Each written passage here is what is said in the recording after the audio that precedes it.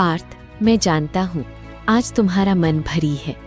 हर कदम पर तुम गिरे हो, पर हर गिरना तुम्हें अंदर से मजबूत बनाता है। दर्द को महसूस करो, उसे अपनी पहचान बनाओ। जिसने इतना सहा है वो कमज़ोर कैसे हो सकता है। तुम हारी नहीं हो, बस कुछ पल के लिए रुके हो। मेरी दृष्टि तुम पर है, मेरा हाथ तुम्हारे साथ है। अब श्वास लो, अपने भीतर की आग को याद करो। उठो, फिर से खड़े हो और याद करो, याद अभी बाकी है। ये शब्द केवल एक संदेश नहीं, बल्कि एक चेतना का आवाहन है।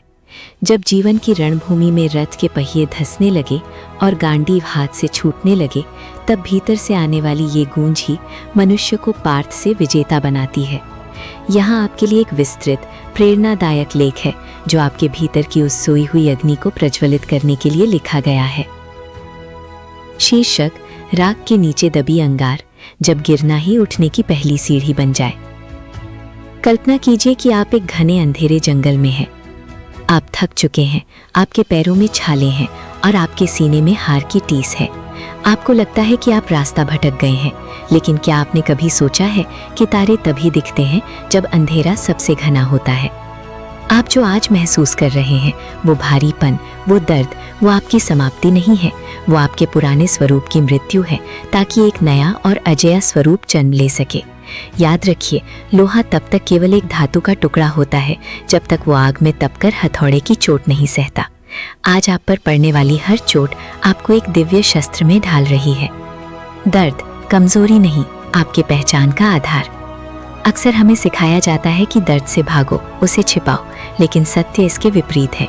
जिसने इतना सहा है वो कमजोर कैसे हो सकता है। अनुभव की गहराई: दर्द हमें संवेदनशीलता और गहराई देता है।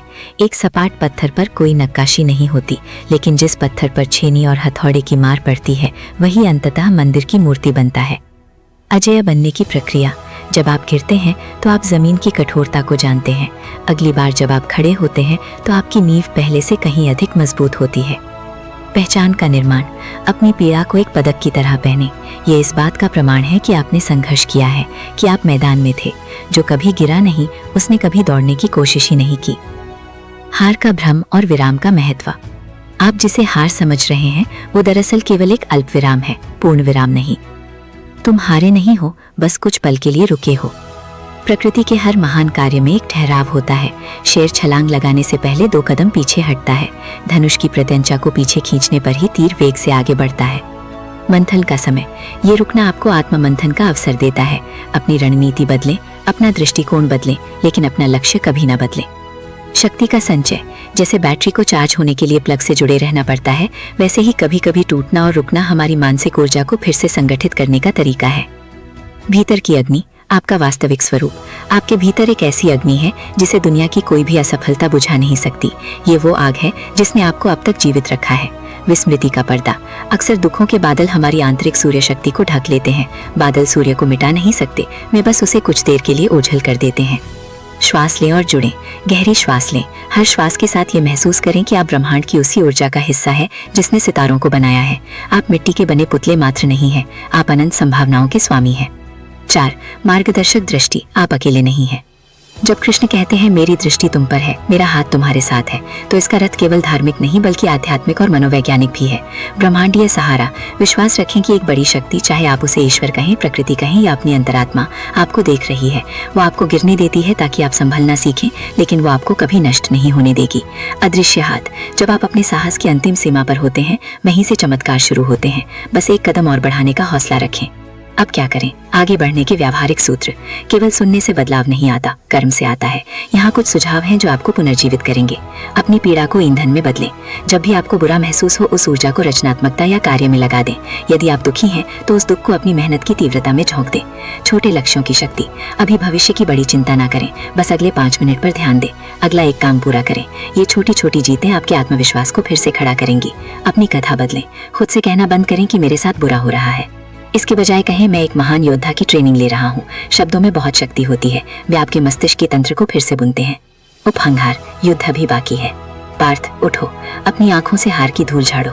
इतिहास गवाह है कि महानता उन्हीं के हिस्से आई है जिन्होंने सबसे अधिक विफलताएं झेली हैं। अब पीछे मुड़कर देखने का समय बीत चुका है। सामने एक विशाल रण क्षेत्र है और आपकी नियति आपकी प्रतीक्षा कर रही है। याद रखो, सूरज डूबता है ताकि वो नई आभा के साथ उग सके, नदी पत्थरों से टकराती है ताकि वो अपना संगीत और रास्ता बना सके, और आप गिरे हैं ताकि आप सिद्ध कर सकें कि आप उठने की सामर्थ्य रखते हैं। उठो, फिर से खड़े हो और याद करो, कहानी अभी खत्म नहीं हुई है, सबसे शानदार अध्याय तो अभी बाकी है। विशेष सुझाव, प्रतिदिन 15 मिनट मौन में बैठें। यह आपको उस आंतरिक अग्नि से जोड़ता है। डायरी लिखें, अपने दर्द को पन्नों पर उतार दें ताकि मन का बोझ हल्का हो। शारीरिक गतिविधि, जब मन भारी हो तो शरीर को सक्रिय करें। पसीना आपके तनाव को बाहर निकालने का प्राकृतिक मार्ग है। विजयी भव।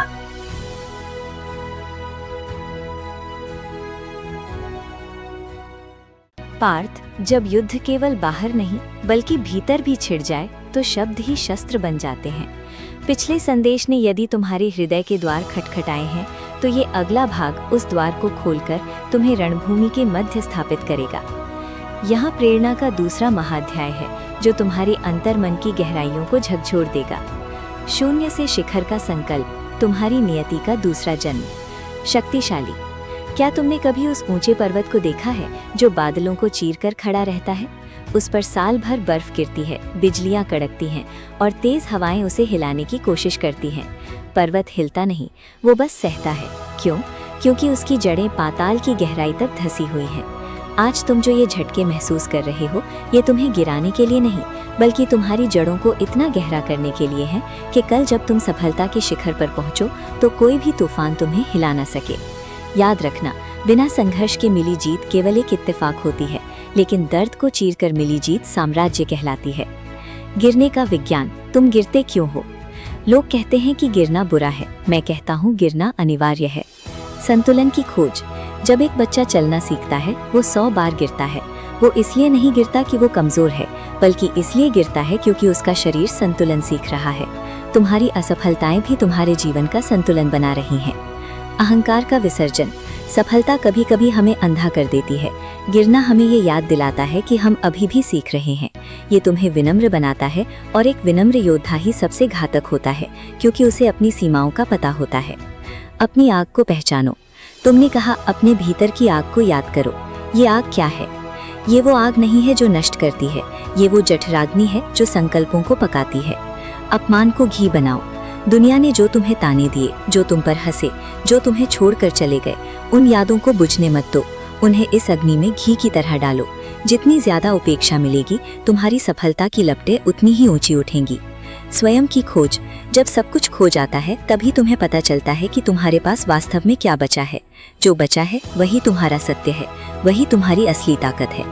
श्वास का रहस्य, वर्तमान का एकमात्र द्वार। तुमने लिखा अब श्वास लो, ये सबसे गहरा सुझाव है। अक्सर हम या तो बीते हुए कल के मलबे में दबे होते हैं या आने वाले कल की चिंता की धूल फांक रहे होते हैं। अभी और इसी वक्त जब तुम गहरी श्वास लेते हो, तुम लौट आते हो। तुम लौट आते हो उस क्षण में जहां कर्म संभव है। मलबे के नीचे दबे होने पर भी अगर तुम श्वास ले पा रहे हो तो इसका मतलब है कि रास्ता अभी भी खुला है। जैविक शक्ति, हर श्वास तुम्हारे मस्तिष्क को संदेश देती है मैं अभी जीवित हूँ, और जो जीवित है वो लड़ सकता है, और जो लड़ सकता है वो जीत भी सकता है। दृष्टि और साथ, तुम अकेले कभी नहीं थे। मेरी दृष्टि तुम पर है, ये भाव तुम्हें सुरक्षा देता है। साक्षी भाव, जीवन को एक नाटक की तरह देखो, तुम केवल एक अभिनेता हो। कभी कभी निर्देशक, ईश्वर या प्रकृति तुम्हें कठिन दृश्य देता है क्योंकि उसे पता है कि तुम एक बेहतरीन कलाकार हो। वो भीड़ को कठिन भूमिकाएं नहीं देता, वो तुम्हें देता है। ब्रह्मांड का षड्यंत्र, यकीन मानिए पूरा ब्रह्मांड तुम्हारे पक्ष में काम कर रहा है। कभी कभी वो तुम्हें उन चीजों से दूर ले जाता है जो तुम्हारे लिए छोटी हैं, ताकि वो तुम्हें वो दे सके जिसके तुम वास्तव में हकदार हो। कर्म का पुनरुत्थान, अब उठने की बारी है। उठना केवल शारीरिक क्रिया नहीं है, ये एक मानसिक निर्णय है। एक कदम की नीति, तुम्हें पूरा पहाड़ नहीं चढ़ना है, तुम्हें बस अगला एक कदम सही दिशा में उठाना है। क्या तुम आज एक पन्ना पढ़ सकते हो? क्या तुम आज एक नई बात सीख सकते हो? क्या तुम आज खुद को कल से 1% बेहतर बना सकते हो? बस उतना ही काफी है। अनुशासन का गांडीव, प्रेरणा तुम्हें शुरू करने में मदद करेगी, लेकिन अनुशासन तुम्हें अंत तक ले जाएगा। अपनी भावनाओं को अपने लक्ष्यों के बीच न आने दे। मन कहेगा आराम करो, लेकिन तुम्हारी आत्मा कहनी चाहिए अभी बाकी है। अंतिम मंत्र, तुम वही हो जिसका तुम्हें इंतजार है। पार्थ, बाहर किसी मसीहा का इंतजार मत करो, वो मसीहा तुम्हारे भीतर की उस आवाज में है जो हर हार के बाद धीमे से कहती है एक बार और। तुम्हारी आंखों के आंसू सूख चुके हैं, अब उनमें जीत की चमक होनी चाहिए। दर्द ने तुम्हें पत्थर बना दिया है, अच्छा है, अब उस पत्थर पर अपनी जीत के शिलालेख लिखो। याद रखना, इतिहास लिखने वाले कभी नरम बिस्तरों पर नहीं सोए। महान गाथाएं हमेशा विनाश के बाद पुनर्निर्माण से शुरू होती हैं। तुम केवल एक इंसान नहीं हो, तुम एक संभावना हो। उठो, गांडीव उठाओ, क्योंकि सूर्योदय तुम्हारा इंतजार नहीं करेगा, तुम्हें सूर्योदय के साथ चलना होगा। जीवन बदलने वाले 3 और सुझाव। अस्वीकृति को चुनौती माने। जब कोई कहे कि तुम नहीं कर सकते तो मुस्कुराएं। ये ब्रह्मांड का तरीका है तुम्हें परखने का कि तुम्हारी इच्छा शक्ति कितनी गहरी है। मौन का अभ्यास। दिन भर के कोलाहल से दूर 10 मिनट अकेले बैठे, वहाँ तुम्हें वो दिशा मिलेगी जो किसी किताब में नहीं लिखी। कृतज्ञता। जो खो गया उसे मत गिनो, जो हाथ में है उसे ब्रह्मास्त्र बनाओ। चलो अब युद्ध शुरू करते हैं, जीत तुम्हारी प्रतीक्षा कर रही है। ये सफर केवल मेरा नहीं, उन सबका है जो आज गिरे हैं पर कल उठने का हौसला रखते हैं। अगर आप भी खुद को उस पार्थ की तरह देखते हैं जिसे अब रुकना मंजूर नहीं, तो इस चैनल से जुड़कर अपनी उपस्थिति दर्ज कराएं। सब्सक्राइब बटन को दबाना केवल एक क्लिक नहीं, आपका खुद से किया गया एक वादा है कि आप हार नहीं मानेंगे। चलिए साथ मिलकर अपनी जीत का इतिहास लिखते हैं।